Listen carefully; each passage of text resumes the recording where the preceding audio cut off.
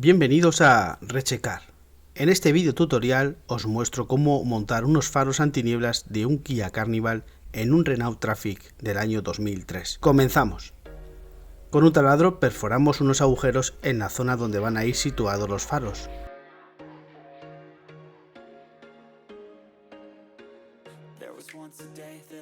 Y en esos agujeros, y con valentía, usaremos una sierra de sable.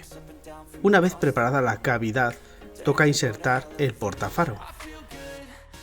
Recordamos que eran los faros de un Kia Carnival, así que remachamos el portafaro, lo limamos bien para que no queden asperezas.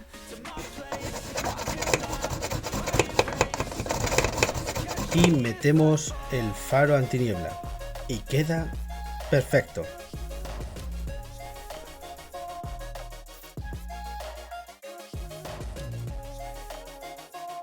Vamos a hacer el otro faro. Recordemos los pasos. Taladrar unos agujeros, cerrar haciendo círculo para apañar el portafaro, remachar el portafaro, limar asperezas del portafaro,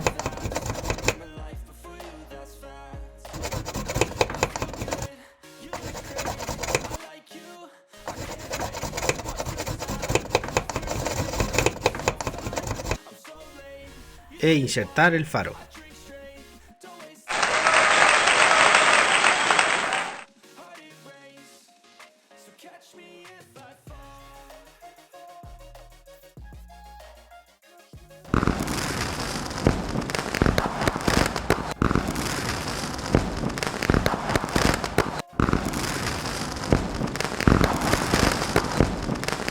Ahora solo quedaría la parte eléctrica, pasar los cables, poner un interruptor.